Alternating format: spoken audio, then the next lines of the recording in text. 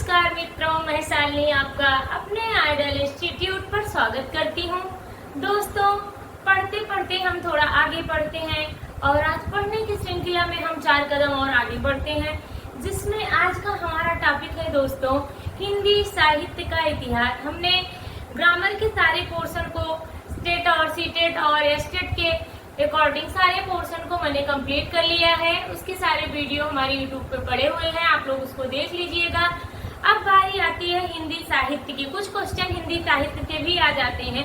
वैसे तो TET CTET में ज्यादा नहीं आते, लेकिन कुछ क्वेश्चन जो मैं आज पढ़ाने चल रही हूँ वो आपके टेट और एस्टेट की इम्पोर्टेंट एग्जाम के दृष्टि से बहुत ही इम्पोर्टेंट है। तो आज मैं इनको पढ़ाने चल रही हूँ दोस्तों। इनको बहुत ध्यान से पढ़िएगा क्योंकि बहुत ही इम्पोर्टेंट टॉपिक है ये।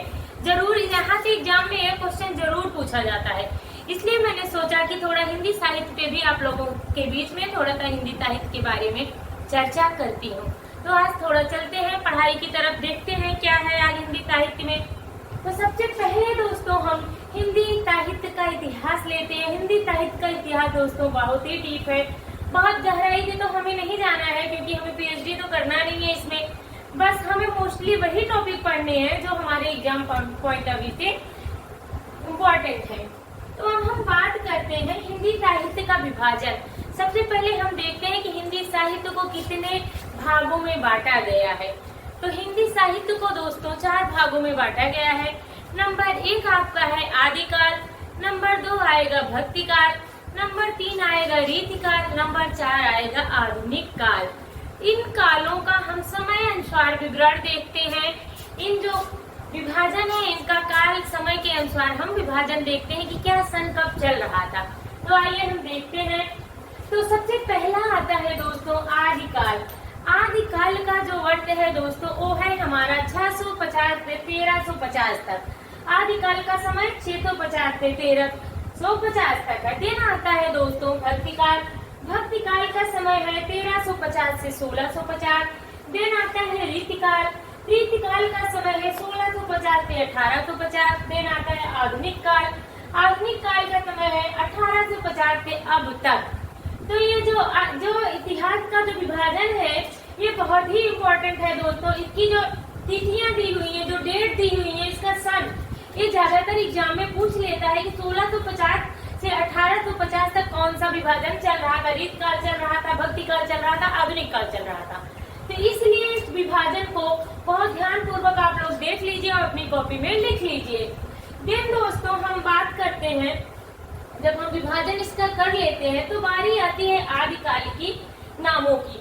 आदिकाल का नामकरण बहुत ढेर सारे रचनाकार लेखक काल अपनी अपनी भाषा में अलग अलग नाम दिए हैं। तो उस समय के जो रचनाकार लेखक थे अपने हिसाब से अलग अलग नाम आदिकाल का दिए हैं। तो सबसे इम्पोर्टेंट टॉपिक है बच्चों आदिकाल के नाम लेखकों के अनुसार कौन सा लेखक कि आदिकाल को क्या कहा है, सबसे ज्यादा इम्पोर्टेंट है, इसलिए इसको बहुत ही ध्यान से पढ़ना आप लोग। सबसे पहला आता है दोस्तों संधिचारण काल। मान लीजिए आपके एग्जाम में क्वेश्चन पूछता है संधिचारण काल को किस लेखक ने, आदिकाल को संधिचारण काल किस लेखक ने कहा है। तो हमारा आंसर होगा डॉक्टर राम कुमार वर्मा। इनके अनुसार संधिचारण काल डॉक्टर राम कुमार वर्मा। वीर गाथा काल रामचंद्र शुक्लोत्तर बहुत ही विकांत है इसकी, लेकिन हम बाद में चर्चा करेंगे, अभी इतना ही आप लोग जानेंगे। फिर आता है तीर्थ सामंत काल राहुल संगीतैन। फिर आता है चौथा आदिकाल हजारी प्रसाद द्विवेदी। फिर आता है बीजपन काल महावीर प्रसाद द्विवेदी। देन आता है दोस्तों बीजपन काल। पूछेगा कि आदिकाल को बीजपन काल किस लेखक ने दिया है नाम। तो बीजपन काल ये बहुत ही इम्पोर्टेंट है। ज्यादातर अभी 2018-19 में जो आपका एस्टेट हुआ था ये क्वेश्चन उसमें आया हुआ था, तो ये बहुत इंपॉर्टेंट है। बीजपन काल किसने कहा है, महावीर प्रसाद द्विवेदी जी ने बीजपन काल नाम दिया है आदिकाल का। देन आता है प्रारंभिक काल। प्रारंभिक काल नाम किसने दिया है, डॉक्टर गणपत चंद्र गुप्त ने दिया है। देन आता है अंधकार काल, ये भी पूछा जाता है दोस्तों।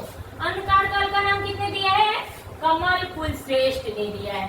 देन आता है संक्रमण काल, ये भी बहुत इंपॉर्टेंट है, इसका नाम दिया डॉक्टर राम खिलावन।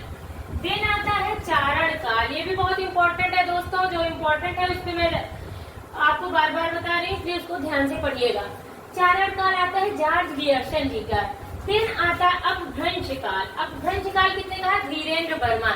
इस प्रकार दोस्तों सारे नाम हमारे कंप्लीट होते हैं कि आदिकाल को किस लेखक ने, किस राइटर ने किन किन नामों से संबोधित किया है। इस संबोधन को आप लोग विशेष रूप से याद रखिएगा। आदिकाल, भक्तिकाल, रीतिकाल, आधुनिक काल का समय याद रखिएगा और आदिकाल का किन किन नामों से नामकरण किया गया है इसको जरूर याद रखिएगा।